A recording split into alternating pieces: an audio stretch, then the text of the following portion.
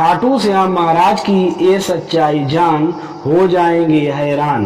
खाटू श्याम से जुड़ी ये बातें भी प्रचलित हैं कि खाटू श्याम बाबा रंक अर्थात गरीब को भी रंक से राजा बना सकते हैं।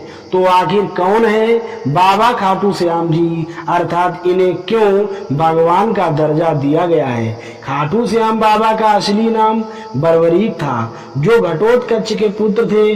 घटोत्कच भीम और राक्षसी हिडम्बा के पुत्र थे। महाभारत के अनुसार बर्बरीक दुनिया के सर्वश्रेष्ठ धनुर्धर में से एक थे। बताया जाता है बर्बरीक के लिए 3 बाण ही काफी थे, जो कौरवों या फिर पांडवों की पूरी सेना को समाप्त कर सकते थे। महाभारत का युद्ध शुरू होने से पहले बर्बरीक की मां अहिलावती ने उनसे कहा था, पुत्र जो हारे तुम उसका ही साथ देना। अपनी मां की आज्ञा का पालन करते हुए भीम के पौत्र और घटोत्कच के पुत्र बर्बरीक दोनों खेमों के मध्य बिंदु पर एक पीपल के वृक्ष के नीचे खड़े हो गए और घोषणा कर दी कि मैं उस पक्ष की तरफ से लड़ूंगा जो हार रहा होगा। भीम के पौत्र बर्बरीक के समक्ष जब अर्जुन और भगवान श्री कृष्ण उनकी वीरता का चमत्कार देखने के लिए उपस्थित हुए, तब बर्बरीक ने अपनी वीरता का छोटा सा नमूना मात्र ही पेश किया। श्री कृष्ण ने बर्बरीक से कहा कि जो ये पीपल का वृक्ष है उसके सारे पत्ते एक ही तीर से भेद कर दिखाओ। फिर क्या? भगवान श्री कृष्ण की आज्ञा का पालन करते हुए बर्बरीक ने तीर को वृक्ष पर छोड़ दिया। जब तीर एक एक करके सारे पत्तों को भेद रहा था, तभी एक पत्ता नीचे गिर गया, जिसे श्री कृष्ण ने पैर के नीचे छिपा लिया। थोड़ी देर बाद वृक्ष के सभी पत्तों को भेदने के बाद तीर भगवान श्री कृष्ण के पैरों के पास आकर रुक गया। तब बर्बरीक ने कहा कि प्रभु, आपके पैर के नीचे एक पत्ता दबा है, कृपया पैर हटा लीजिए, क्योंकि मैंने तीर को सिर्फ पत्तों को भेदने का आदेश दिया, ना कि आपके पैर को।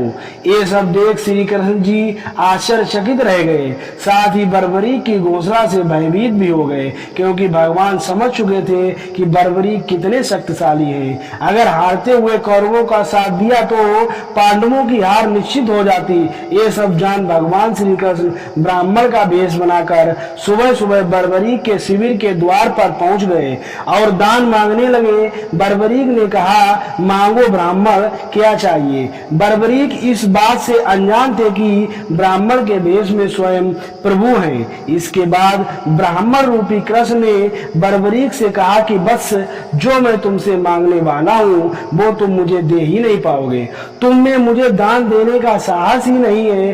तब बर्बरीक ने कहा, नहीं ब्राह्मण, मैं दान में अपना जीवन भी दे सकता हूँ, बताओ आपको क्या दान चाहिए? तो इस तरह बर्बरीक भगवान के जाल में बुरी तरह फंस गए, जिसके बाद बर्बरीक से उनका शीश मांग लिया।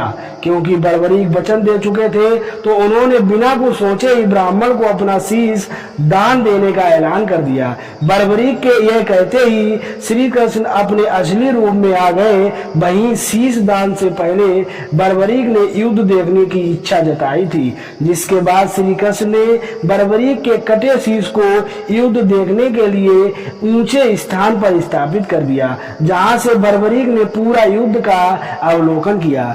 अब जानते हैं कि आखिर कैसे बर्बरीक खाटू श्याम बने। दरअसल युद्ध में विजय होने के बाद पांडवों में विजय का श्रेय लेने के लिए आपस में वाद विवाद होने लगा। तब श्री कृष्ण ने कहा कि इसका निर्णय बर्बरीक का शीश ही कर सकता है, क्योंकि एक वो ही है जिसने पूरा युद्ध देखा। तब बर्बरीक के शीश ने बताया कि युद्ध में सिर्फ श्री कृष्ण जी का सुदर्शन चक्र ही चल रहा था, जिससे कटे हुए वृक्ष की तरह योद्धा रणभूमि में गिर रहे थे। वहीं दूसरी तरफ द्रौपदी जी महाकाली के रूप में रक्तपान कर रही थी। बर्बरीक की इन बातों से सबको भगवान की माया का एहसास हुआ और भगवान श्री कृष्ण बर्बरीक से अति प्रसन्न हुए और उन्होंने बर्बरीक के कटे शीश को वरदान दिया कि कलयुग में तुम मेरे श्याम नाम से पूजे जाओगे।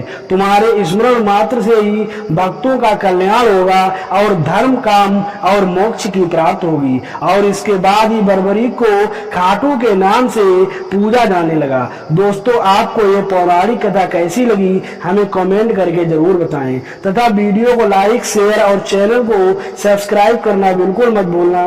वीडियो देखने के लिए बहुत बहुत धन्यवाद। बाबा श्याम की कृपा आप पर हमेशा बनी रहेगी।